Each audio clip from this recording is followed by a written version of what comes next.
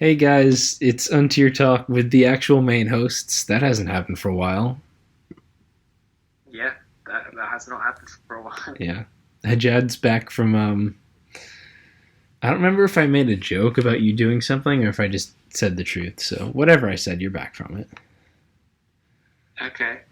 Yeah, I was in Italy for those who were listening in the first place, and then also are curious, I guess. Mm. So Yeah. We yeah. it's okay. Like I said, we had false, so we still made it American and non-American. We didn't mess up the delicate balance of Untier Talk. Mhm. But yeah, That's the important balance. this one's coming a little late because we decided to wait till after the PU Open Finals to talk about that. Um, Yeah. so let's talk about that then. Star versus Teddeh. This was a I don't know what I was expecting, but it wasn't this. Um, Um, yeah. To me, it was going to be more about how Star was going to nick games of Teddy rather than Teddy going out of his way to prepare for Star. I think that was always going to be the dynamic. Um, but rather than like Teddy using some solid stuff that knew was going to give him a shot, he sort of just decided to not do that. yeah, Teddeh's the biggest thing about the series. Just Teddeh's teams are pretty interesting and out there and odd. And I think if Teddeh was like really fully in his PU element, then it would be more of like a Star challenging Teddeh.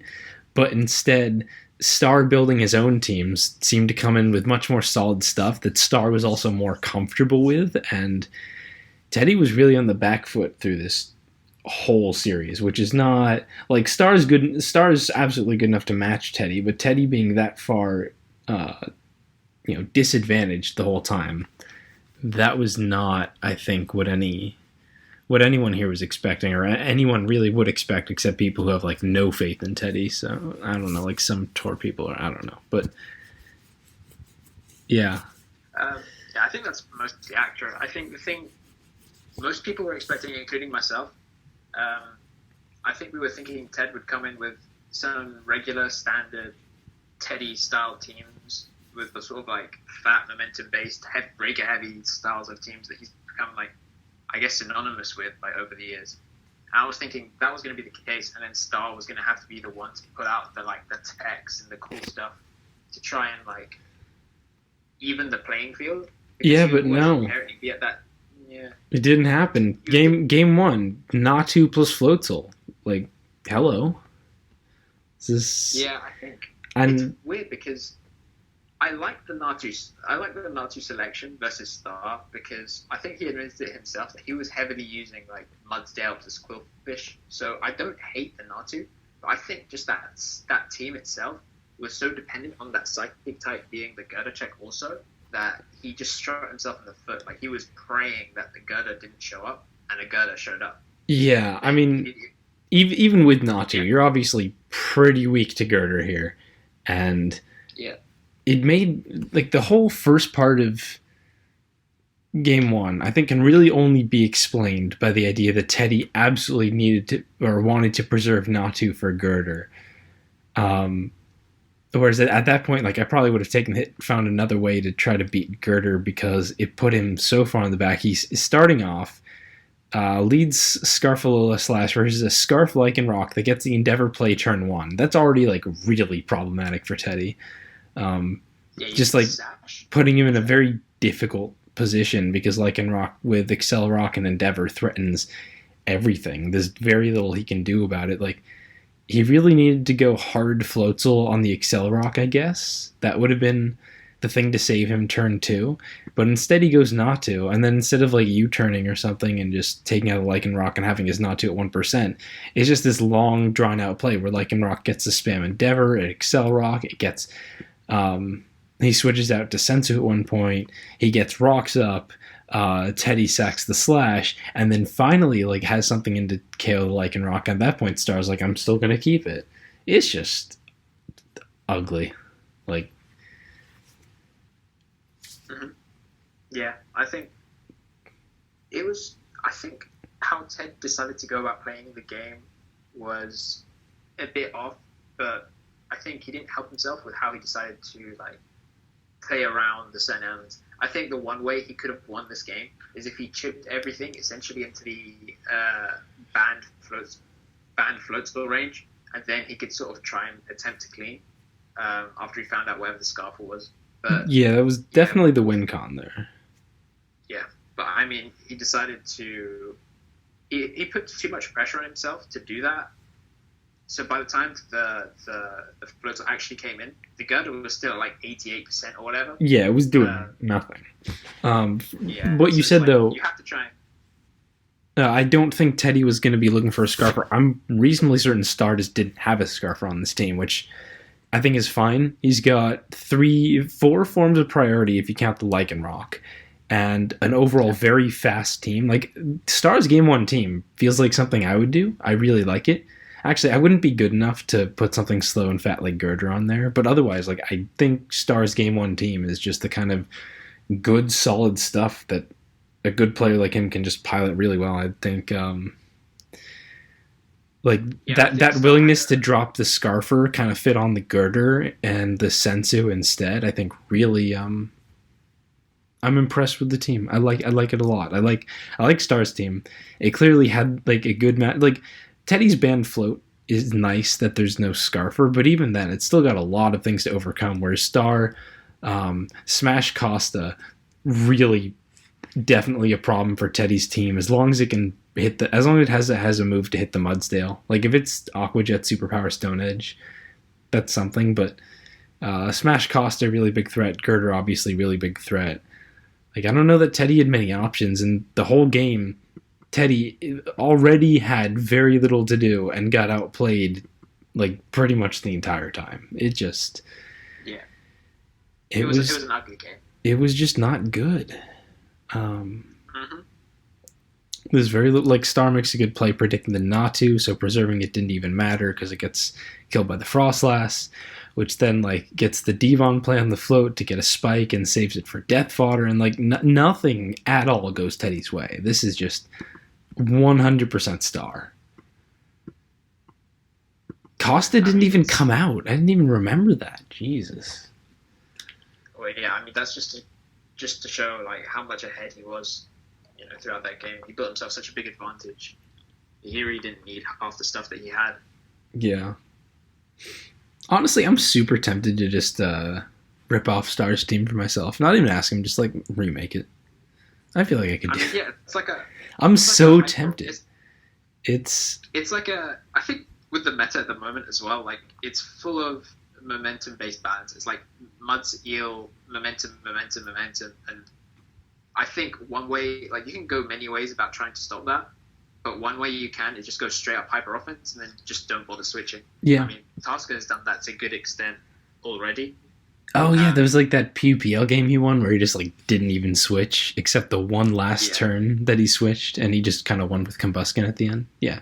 This is definitely one way to combat that. And I think Star, like, as a newer player to this meta, like, obviously he's not been playing PU before, I think his open exposure, where those kind of eel muds balances were getting overused, I think, like more than they really should be. I think Star was definitely seeing that and being sure to prep for that, because that's what he saw as like a dominant strategy. And this is one way to beat it. His Game 2 team also, multiple momentum mons with banned Absol. That's another great way to think about how to handle those fat eel muds kind of things. So I think that's probably where his building was coming from. That kind of intention to specifically handle that playstyle and otherwise be just mostly solid. Yeah. I mean, Game 1 just real harsh. A real bit of a smackaroo. And Star goes up Game 1. So, Game 2? I think, even for Game 2, like, Ted's team was okay. I don't think it was, like, anything special, but it was fine. I don't... His Game 1 team, like we said, definitely kind of questionable. I think Game 2 is at least fine. Yeah, I think the big thing about Game 2 is that I felt like he had win cons and like a way to win like from turn one. Mhm. Because there was a world where I could see the Mudsdale getting weakened and the Quillfish getting weakened, and then Hitmonchan cleaning up. For Whereas in sure. the first game, like I didn't see anything. Like I didn't see any type of hope, especially after the first few turns. So yeah, but I feel like Star sort of understood that. Like Ted had ways, so that he had to go sort of for like a like just as good as a start that he had in game one, and I think he pulled it off for the most part. He like played super offensively and managed to like gain somewhat of an advantage. Yeah, I know afterwards Teddeh like specifically said Star had his number all through game one, the first half of game two, and I think that's pretty accurate. And Star only had one major choke, and it was like a pretty major choke at the end, but we'll get to that.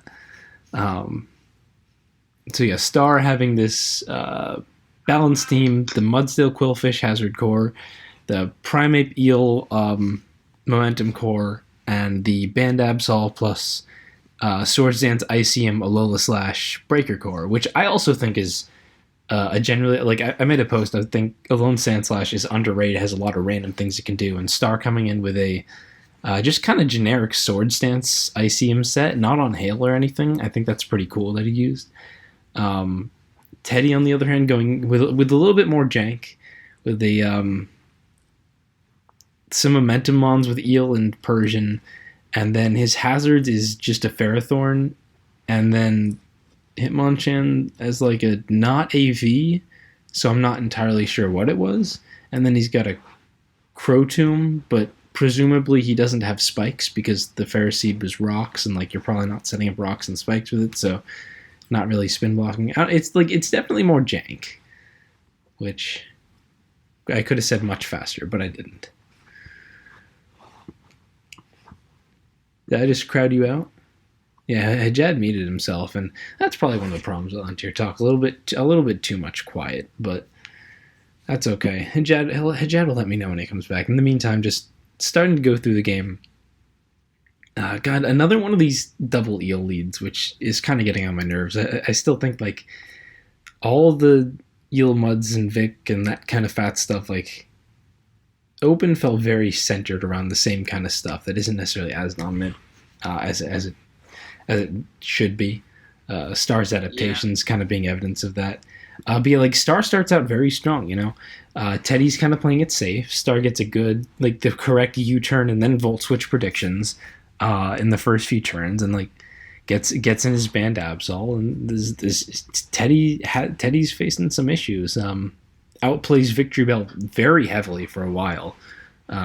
Leaf Storm miss notwithstanding, like still just gets up 2 layers of spikes as Teddeh's not killing it because he just like is in Teddeh's head really strongly. The whole first half of the game is just all Star.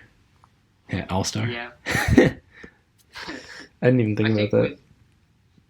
With the whole you said slow eel thing, I think we'll start seeing more and more now, like people under IBing the eel so that people can slow turnaround. So that's going to be an interesting meta that evolves. For sure.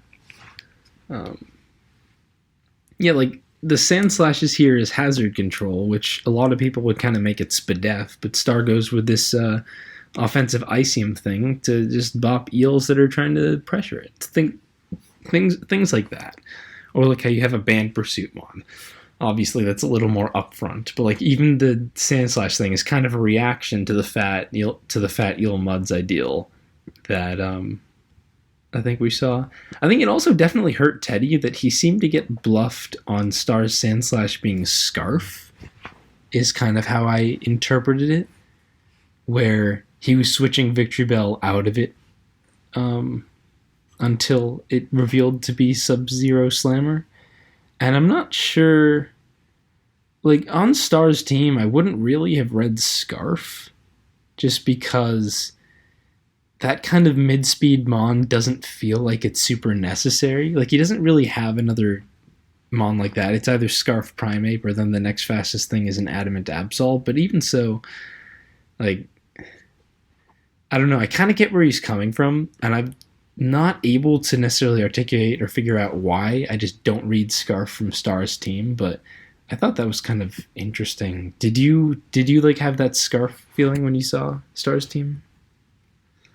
Yeah, I think just Star bluffed it quite well, because his team was just generally quite weak to Vicky. I could see like a Scarf, or maybe like even I guess like in a weird way Ockerberry like come out, or even like SpD've. Like SpD've would tank 1 HP fire, so I don't think Does it really? was, like, willing. I think so. I So I wouldn't. could swear it doesn't, but let me calculate that real quick. Yeah, I think it was possible where It does. It Ted was totally just- does. yeah, like it was reasonable to suggest that Ted would want to switch out, but I would say that just generally the whole circumstance of like missing the Leaf Storm and then like being checked by it, so then you have to sort of consider Scarf. I think you have to respect that option. Yeah, that also did hurt. Where like Leaf Storm missed, and that would be a pretty clear indicator if it's SpD've or not. And it like very obviously wasn't. The next time it's Leaf Storm does 46. It was kind of like after the Leaf Storm did 46, the Victory Bell still switched out though, which was kind of the main, which was like a second point of possibly bluffing Scarf or something. But either like it's possible that Teddeh had a modest Victory Bell and he thought Star's Sandslash was jolly, or it's simply it was timid Vicky. But yeah. If it was timid Victory Bell, I guess he was predicting Star to like switch out on the HP fire, so he went Ferroseed. But like if I was expecting an HP fire, I probably would have gone Eel. I don't know. Like I generally trust Teddeh as someone who makes plays like better than me. I'm not gonna say I would never say I'm a better player than Teddeh. And I know like I've seen his game analyses and I think they go like smartly in depth, but like some of the stuff seemed very weird to me. And I get that he wanted to play late game for Victory Bell to win, because Victory Bell is definitely the win con. Star has a very Victory Bell weak team. But even then, like some of the things he does didn't make a lot of sense necessarily. Like when he went Spiritomb and rested and then he was forced to sack Ferroseed just to go back to Victory Bell, that kind of sucked. When he also sacked Hitmonchan as opposed to Spiritomb, I guess he was hoping that Star, like as he did later, would be incentivized not to close combat because he still had Spiritomb. But otherwise, Hitmonchan kind of feels like the better late game mon for me because it forces Mudsdale to. Well, then again, I don't know. Hitmonchan's probably not winning this, so. Yeah, the Hitmonchan was Scarf. It was Scarf.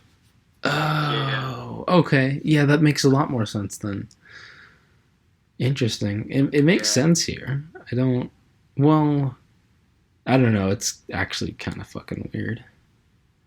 Yeah, I mean, it's just a weird Pokemon in general. I think it fits on the team. It's just a weird selection. Like, you don't usually see Scarf and Why? associated with each other. Why Scarf Hitmonchan? Like, but really though, like, what's it actually? I get Scarf Kabutops doesn't really fit here, but Scarf Hitmonchan doesn't necessarily seem much better. Teddeh's team isn't honestly like that amazing versus Victory Bell. That's one thing to think about, but also defensively doesn't really. I don't think it adds much. I think it's just like it would be a Scarf ape, I guess, but we needed a spin. I think he needed a spinner as well. So yeah, it's definitely because he wants the spin. I get that, but like for Scarf Scarf hazard removal, because he can fit Defog just fine. He only has rocks. There's a lot of other options in Scarf Hitmonchan. I think he's double hazards as well. Double hazards Ferroseed. I don't like that. I don't see this. I don't see this team getting a lot of opportunities for Ferroseed to set multiple hazards. Maybe it is just me, but like I don't know. I don't know where you're getting all that time. It justifies Crochum more, so that makes more sense. It's just weird, but it almost did work out, and the reason is that Teddeh still had one good thing. That's Star's team is just quite Victory Bell weak, and and he kind of like goes for a bit of a long game play where he lets his Victory Bell be so low it's dead to spikes, just so it can take out the Electros. And then he needs to be able to Z parting shot it with Persian to get it back to full health. The only issue is like that didn't get set up in a way that like it could happen, because if you Z parting shot as the Primeape gets Defiant, you're kind of screwed, because then it's just going to click Earthquake and like you're dead. So Star correctly goes Primeape on the Persian after it gets in, as Teddeh doesn't Z parting shot knowing the Primeape's going to come in. But then Star makes like the just objective critical misplay of U-turning on the Persian, not killing it, letting it get the Z parting shot instead of just close combating it, which Teddeh was 100% banking on. And Star did say he just forgot about Z parting shot. Either way, I don't really think there was any reason or need to U-turn. Close combat super safe. The Spiritomb has used no sleep turns and is just a free switch for Absol. Like, close combat is just like there's no reason not to. But Star choked. That was the big choke. That like there was absolutely no reason to, you know.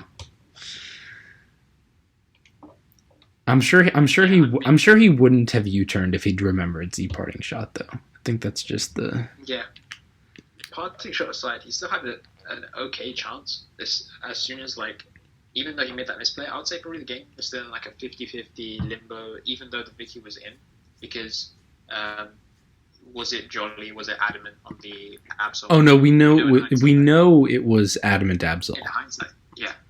Teddeh knew by calcs. Teddeh had the info that it was Adamant Absol, and therefore his Jolly Victory Bell is going to be faster than it. So, Adamant banned Absol. Also, like when Victory Bell strength saps it, Absol, I'm 90% sure, but I actually don't think I calced this. Yeah, a -1 choice banded Absol is not able to Oko Victory Bell. So Victory Bell could have strength sapped the Absol and been okay versus it. What Star would have had to do is get Teddeh to strength sap into Primeape and then somehow use Defiant or something. Because if the Victory Bell strength saps the Primeape and gives it Defiant, and then Star is able to U-turn out as Victory Bell clicks an attack instead of strength sapping, then the +1 U-turn from a Primeape, from a Scarf Primeape, +1 U-turn plus Earthquake is going to kill a Victory Bell. It does just enough. Like those two in turn. Oh no, hang on. Yeah, it was super I'm stupid. It does not do enough. Yeah, the end game was super close in that way, because if Star even got like a smidget of chip from the Absol, like he could have, in theory, been able to pull that off via like knockoff, like spamming knockoff on the Vicky. Like, he could have, in theory, like forced the strength sap to come out. But if the strength sap came out, he could have like maneuvered his way with like Primeape and stuff. So it was super close. What I'm seeing from calcs here is that if Teddeh strength saps into the Primeape, he's at 100%. The Primeape's at +1. Primeape's Earthquake is only doing 65 to 77 though. He's not Gunk Shot, so you need some kind of you need something else. Some form of Mudsdale plus Absol chip, which he went for it. Is hard to get because strength sap is like a constant thing you can do. It feels like Star's. I'm not sure I see where the 50-50s come in, actually. It really seems like Star needs the crit, which, to be fair, over the amount of turns that he was able to hit Victory Bell, the crit was like approximately like a 50-50 or something. It wasn't significantly in Teddeh's favor because Victory Bell can't leaf storm the Mudsdale. If he wants to get the Oko on Absol, he needs to instead kill the Mudsdale just by sludge bombing and HP firing all the way down. it just so happened that Star literally got the crit the very first turn and was able to win the game from there because the crit, does the thing. Star also said in the game chat it came down to a pursuit play, which I don't understand. Potentially, maybe if he brings the Absol in, no, I don't see how that happens. I think as soon as the victory bell came in, it was there to stay until it died, essentially. And then it died, so he said he lost. Yeah. Yeah, I mean, definitely sucks, because we quote-unquote, deserved a Game 3 at least. But yep. I think Star still had a pretty impressive performance. So it's not just damn, he just completely robbed Teddeh or anything. That's clearly not the case. So it's definitely not the most egregious example of hacks I've ever seen. Really, it really sucks for Teddeh. I know he wanted the Game 3. I know he was not happy after that. But Mons happens and Star's the winner. Congrats to Star. I mean, not a lot else to say, unfortunately. Yeah, Star played the entire season quite well, and I think this game, I think he showed his ability to sort of switch it up. That's an important aspect to a player. Can you switch it up? Can you keep things fresh, but also maintain your level of play? Did he? And he changed from that sort of balanced style to Quill Mud stuff. Brought a ridiculously offensive team in that game one and really put it to work. So that was impressive. Going back to look at his earlier stuff versus Poak and Pogis, the public stuff, we have a fat Quill Eel Granbull Regirock balance, a pretty standard Vic Muds Eel Ape thing. We've got that same fat Vic Mud Eel Ape thing. He did bring the Game 2 team before. In Game 2 versus Pogis, he used the same Bandit Absol team that I think he just likes. I know he likes Absol a lot.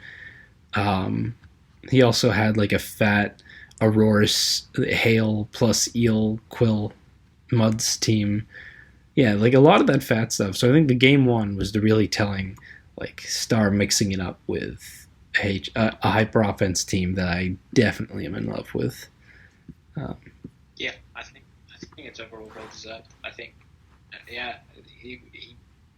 I think over the course of the 2 games, he probably deserved to win, given how well he played Game 1. Mm-hmm. And but we should hopefully. I wanted to see a Game 3 just for the spectacle of it, a Game 3 close end game, that type of stuff. Mm-hmm. But I'm not too egregious, I guess. Yeah, obviously we're pulling for Teddeh. He's the PU main. It's always good to see the trophy go to a PU player. But I think what we saw is also PU's a good tier. They can support tour players coming down in, building and enjoying getting into the tier itself. It's good to support that. And we can only go up here. We can only keep getting better and better until more mains than just Teddeh are able to put a good challenge to Star. So unfortunate series for Teddeh. He's also subbed out of Snake Draft week 1, but hopefully by week 2 he'll be back to do his typical Teddeh stuff, just killing people. Is he in the seasonal? Let me check. He is in the seasonal. So maybe he'll dominate that in exchange for missing out on the big trophy. But he did also make into Slam playoffs, so that's cool. It's actually although I suppose Teddeh's not going to have that great of a seed, I would imagine. Question mark. So PU's going to get banned versus him. But I don't imagine PU's going to get banned in most other series because no one else really favors it. Unless Ziri makes it in. I think Ziri has possible chances based on tiebreak points or something. But honestly, we'll probably see a lot more PU from non-Teddeh people than Teddeh. Still, Slam playoffs aren't out yet, so we can't know for sure. Yeah. Plus, I think with Teddeh and Slam, it's sort of pick your poison. If you ban PU, you don't get to ban NU. If you don't ban NU, you get to ban PU. That's true. Yeah. People might ban NU, but overall, if you look at the people in Slam, Lax, Pogis, Santu, Gary Oak, Eternally, Sanjay. These are a lot of people who are much more likely to want to keep NU, even versus Teddeh, because they're just more versed in NU than PU. Just a thought. Not necessarily just because like Teddeh is that good at NU, but still, like these are definitely NU players who might think they have a better chance there. Anyway, again, still speculation. But you know what we don't have to speculate on? Snake matchups. We got those. Yeah, sure. So we have. Let's see, we have False versus Gary the Gengar. We have Ziri versus Ryza. Shake versus Soulgazer. Sam I Am versus not Teddeh, but now it's Ima. Ima. And Tasker versus Katat. Yeah. Thoughts on the fixtures? I guess we should start off in like chronological orders, like False versus Gary. What do you think of that? False is very clearly the favored player here. I know for tour players who are still judging him based on like his OU performance is not, but False has had a good open run. He's supported by you and Evigero and Gary the Gengar. Who's getting him his teams? How much is he going to be able to adapt to PU? I don't really want, like, I genuinely did not and do not want to do major predictions because I think there's too many people that we really need to see how they adapt to the tier this first week. But obviously, this is super contingent on Gary being able to pick up PU, get a good team, like, get into the meta, not do something like forget Z parting shot is a thing, and that's going to be a struggle, question mark. Yeah, I think generally I know for sure when I started playing PU back in like XY, SM, or us, when I started playing, I used to struggle quite a lot on the ladder, just trying to find your style and trying to find like where you belong in terms of the teams and how you want to approach the metagame. And it can take a while for some people. Some people can pick up instantly, like Star did, for example. Mm-hmm. But other people will take like a while to fully understand, okay, this is my style, this is my home, this is what I can use and be successful with consistently, and this is what I can do if I want to like branch out and be like crazy or whatever. And that takes time. Like, you can't just pick that up overnight. And like even Star showed, like, he was using the same stuff consistently up until finals, and then he finally switched up on the finals, and then he got a brilliant matchup out of it. So, you know, if he didn't get a brilliant matchup, maybe things would have gone differently. Yeah, maybe he would have made a few misplays. To be fair, just qualifying, I don't think it's just a brilliant matchup. Teddeh also had a questionable team, and Star had one that I think is good. So, you know, it's not just that he matched up to Teddeh. I know you weren't saying that, but yeah, like loads of things play into it. So, yeah, I think it's going to be interesting to see if Gary can adapt instantly, because that is going to be the big question mark. And I think PU, more than any other tier, is one where you have to adapt, because in OU everything has recovery, everything can sort of be recovered, and because all the ones there are the best. He's not an OU player, is he? Gary the Gengar? Well, in any other tier that isn't PU, you have more recovery ones. Maybe LC. Does he play LC? LC doesn't really have recovery, but that's... LC does not really have recovery. No, Gary the Gengar played like... he played DPP, OU, and SPL. I've definitely seen him come play a low tier at one point. Like, he got slotted into some random low tier for something, but for the most part, he's like an old Gen's OU player, which is definitely different turf, like you said. Yeah, and I think, especially with PU and how developed the meta is, I think it's probably one of the most developed lower tiers that there is at the moment in terms of everybody. There are basically no surprise factors at the moment. Like, you can tell when we've hit bottom of the barrel when Div starts advocating for like work up Wigglytuff. You know what I mean? Like, everything has been discovered. Nothing should be a surprise to you. So if he turns up on game day and gets surprised by something, that could be really bad for him. Like, that could be not something that he wants to who wants to deal with. Although on the flip side, if he is able to find some kind of strong hidden gem, like Star was advocating a lot for CB Absol, this is the meta where I feel like there are a lot of things that could really pop off and show like, hey, this shit's pretty good. No one was thinking about it, but it just demolished someone. So that's not outside the realm of possibility. It's just obviously, he's definitely not someone you can really favor until you see anything out of him. Again, why I don't want to predict. It really comes down to how much he's able to pick up PU, and we've literally got nothing to go off of. Yeah, I will say the one advantage of his position is that because we have nothing to go off of, there is nothing to go off of. Like, Foles will have no idea whether he's going to bring hyper offense, stall, or balance, or anything in between. Like, Garrett has that free selection, I guess, without really worry of like a counter team coming out of Foles. Mm-hmm. So he can switch up and swivel it whichever direction he wants to, essentially. And it's going to be up to Foles to make the in-game like strategy calls. For sure. To win in that matchup. Ziri versus Ryza. Again, didn't want to predict too much because I know Ryza's been playing recently, but we haven't seen a ton out of him. He had okay exhibition. He had like a 1-1 PUPL, but I'm not really sure where he's going to go. Ziri, also just a generally weird player. Like I talked about it with False, but it feels like he'll go 50-50. He doesn't feel like he'll really pop off. But like, if you were to ask me who's going to come up with something better, Ryza on his own, or Ziri with talented support, I'd have no idea. If you're asking me who's the better player, well, probably Ryza overall, but Ziri just qualified for Slam. He's certainly not bad by any means, and like neither of them have made huge waves ever. So like, I don't know. I think they're both players who could do quite well, and we don't. Yeah, I don't know about the thing with Ziri. I think Ziri reminds me a lot of Last Chance in NU. I don't know if you remember like Oras and XY NU. Blast. Last Chance always used to be that. Yeah, Last. He always used to go like 4-4 consistently, like every single game, like every SPL, NUPL. He used to go like exactly even, like basically every single time. He was basically like that person where you'd go to if you just wanted even.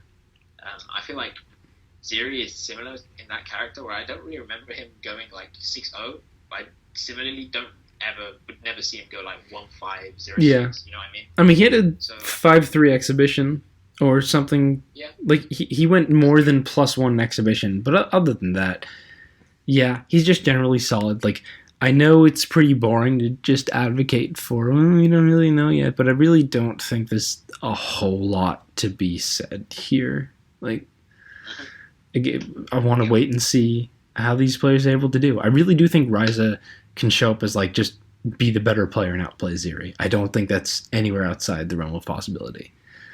Sure. Shake versus Soulgazer, I'm not remotely qualified to talk about. And who the fuck knows how they're going to get into PU.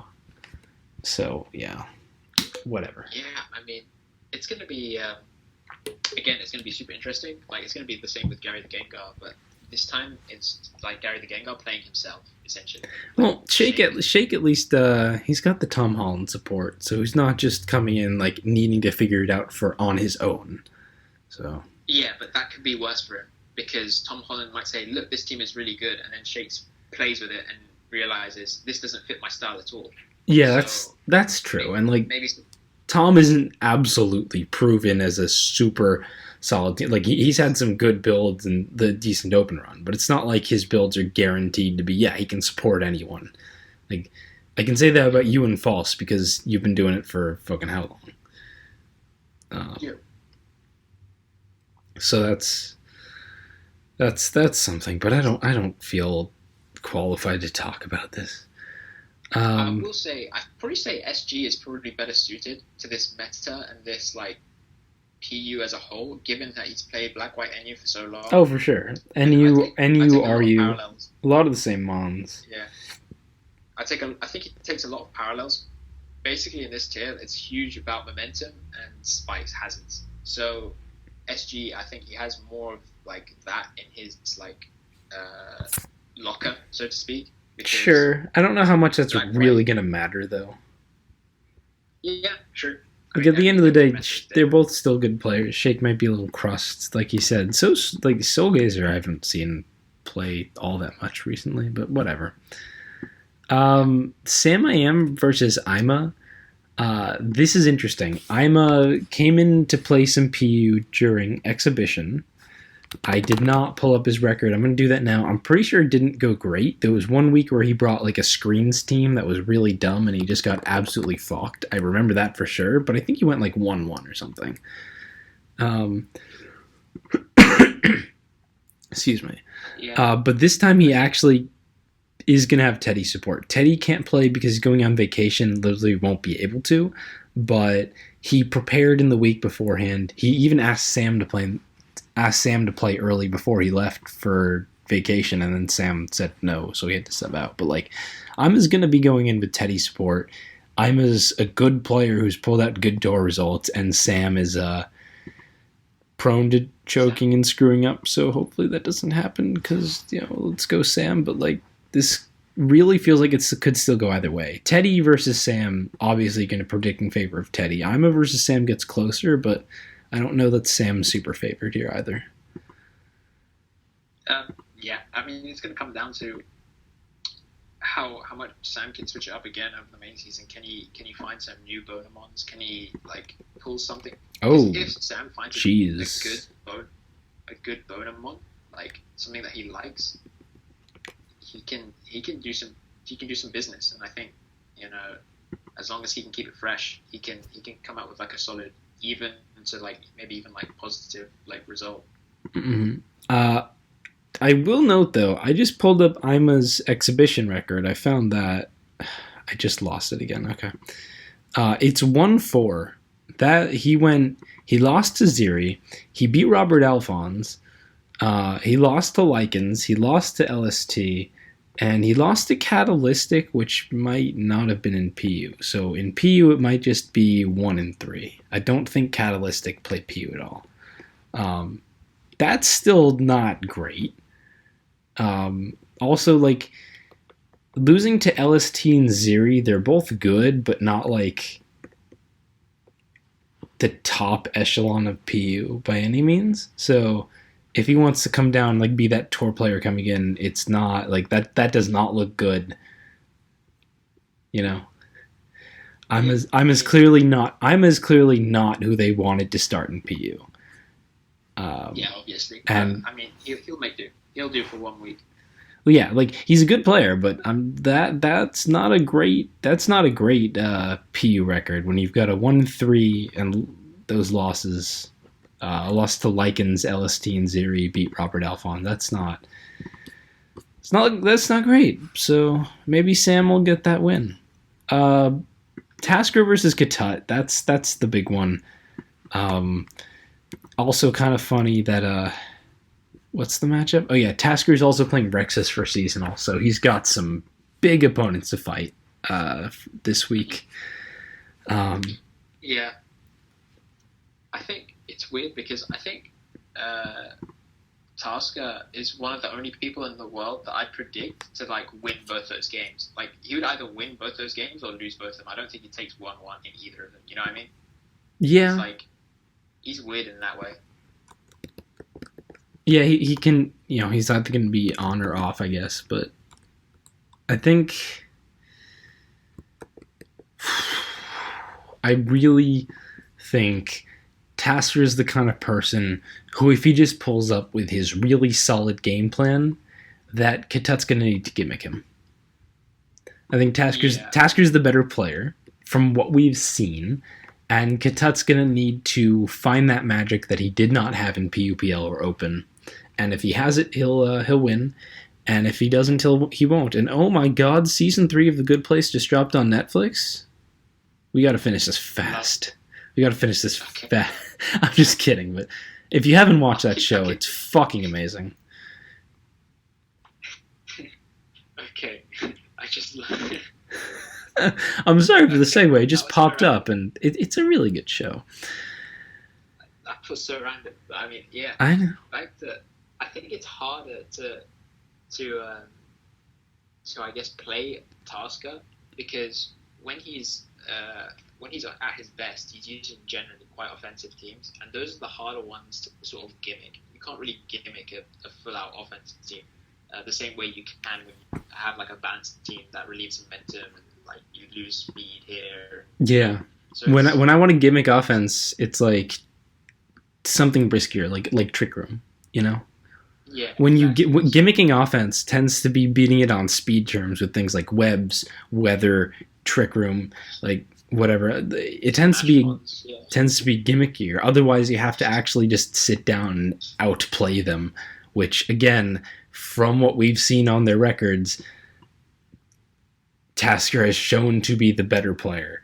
Not the most consistent always, but overall, yeah, I think Katet's gonna need to find that strat. Which, to be fair, like if there's someone who messes with shit like weather and Trick Room, you know, that's Katet. He literally brought Sun to Game 3 of Circuit Finals. He's that kind of guy, so it's not out of the realm of possibility. Yeah, 100%. I think Tasker needs to be wary of everything, and that's gonna play in his head. I just hope he doesn't like overthink it, because when Tasker overthinks it usually goes badly. So yeah, I think overall if he can just be confident in whatever selection he makes, make sure it's like it fits his play style and he's truly comfortable with it, I think he'll come out with the victory, just because offense is such a difficult style to just beat across the board. But yeah, this game's gonna be close. Hopefully we get another one like PPL Week 1 where it was like Tasker had to healing wish something at the very last turn and then managed to get like a one-person reverse sweeper. That was crazy. Oh yeah, we want to see that hot drain punch the girder action. Oh yeah, 100%. So that's Snake Draft. Looking fun. Next week, obviously, we're going to be talking about the games that happened instead of talking about the games that will happen. So that's a plus. Is that it? Is that it? We good for our main topics, I think? I think that's good for our main topics. We can get into the most important topic. Yeah, the one we've had a week off without it, and now it's finally here. It's it's finally back to kick some tail. Hajjad's Gimmick Corner. So, Megazard, have you been having problems recently checking Victory Bell? Whoa. Well, no, because the only team I use has a muck, but yeah, pretty much. Yeah. Would you like to understand what Victory Bell's true weakness is? True weakness, as opposed to, psychic or flying. Sure, that sounds intriguing. What is Victory Bell's true weakness? It's actually in Strength Zap. Strength Zap is the best move and the worst move for Victory Bell at the moment, all in the same slot. Because, sure, Strength Zap is a fantastic healing move that heals so consistently and so well. But what if you could just block Strength Zap? Yeah, it's not like Synthesis or something. Yeah. I mean, what if I was to suggest Dramper, but a bulkier Dramper? How bulky are we talking? We're talking about Assault Vest 252 HP Dram. Assault Vest Drampa. Yes, yeah. It had to be Assault Vest. It couldn't just be, use more Drampa. It's a good mon and it has Sap Sipper. No, it had to specifically be also make it Assault Vest. Well, hear me out, because Assault Vest Drampa is Drampa in itself is great.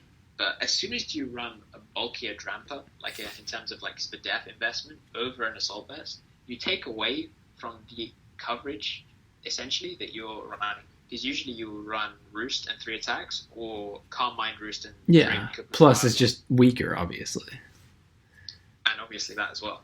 Whereas with an Assault Vest, you just completely forego the need for Roost or Calm Mind or whatever. You can maintain your ridiculous special attack levels, and you can keep that destructive coverage that makes Drampa more scary, let's say, than other Pokemon. Mm-hmm. And there are a lot of things going for it, to be fair. Sludge Bomb does 26.9 to 31.9, so 27 to 32. That's not too much if it doesn't poison, at least, obviously. Coincidentally, there's also a couple things like I can think of Clef is on the backslide again. You know, Drampa's viability definitely has a strong relation to Clefairy. Also, noticed how there's another really common mon that Drampa checks that just stopped running Drain Punch a lot. So that's a plus. Like, Yeah. Eels are definitely... Eels still sometimes run Drain Punch. It's not as nothing as it was before, but that's definitely a plus on the eel check. So this is certainly not the worst thing I've heard of. I'm actually pretty tempted to build with it, to be completely honest. Also, I think something that people need to consider is that Drampa on this, to be a Victory Bell check, so to speak, what the main purpose of it is not to completely just beat the Victory Bell 1v1, always switch in. It's more so when you get damage on the Victory Bell, to keep that damage on it, rather than, if Victory Bell switches something out, like let's say you have a Pharisee, and it strengths up on the Pharisee, it's going to go back to 100%. Rather than doing that, and let's say it's at 60, you can go into your Drampa, keep it at 60, because Sap Sipper absorbs the strength sap essentially, and then by the time they switch out again, it's basically fodder at that point. Let's say it has to take extra rocks damage. Let's say it's at 48%. That's not in Girder checking range. You know what I mean? So as much as it's good at checking Victory Bell, you can use it almost as a support one, or a support mechanism to a Girder or a Lurantis, whatever gets boned by Victory Bell essentially. For sure. I'm also a big proponent of just getting more Pursuit. Right now I think Pursuit, when you have so much Victory Bell and so much Electros, Pursuit just has to get pretty nice. And the fact that if your Drampa's super low health, you can still preserve it to be you can't recover and you'll have to kill my Drampa and then I'll just Pursuit you. Hey, that's pretty fun. Yeah. Can I do bonus meme? Yeah, we skipped a week. Why not? We'll do bonus meme. CB Flareon. That's it. Yeah, I mean, CB Flareon's kind of weird, right? Because we ran a lot. Well, no, I want to thinking about it though. We ran a lot of CB Flareon in XYPU because it just killed everything, including Masharna, which was the best mon. And you'd think it wouldn't be that bad, given that Choice Band Flare Blitz from 130 attack is crazy for PU. It's just man, if we didn't have Regirock, CB Flareon would probably be really good. Because it'd be hey, Mudsdale, you want to take this hit? And then Mudsdale, Flareon... Okay, Adamant, Choice Band... Adamant Band Flareon versus 252 HP, 252 defense, Impish Mudsdale. Still does 57 to 67. Not a 2-hit KO with stamina. That's true, but still, that's some shit right there. And if Regirock wasn't the more common, that is actually a roll to 2-hit KO with stamina. It looks like. Yeah, maybe not with lefties. Anyway, point is, I could honestly see that being good if it wasn't just A, Regirock, B, we have a lot of other just kill everything mons too, like Drampa and whatever, but I know it was a meme, but I do wish Flareon was good. I like Flareon. Don't you love Flare? Anyway, I think that's our Untier talk. Thanks for listening and putting up with us wanting to go a little late to make sure we could record after the PU Open. We'll talk to you guys next week. You know how it is. It just keeps on going no matter how much we wanted to stop. Which we don't. I don't know why that was my rambling ending. That makes no sense. Dude, shut me up.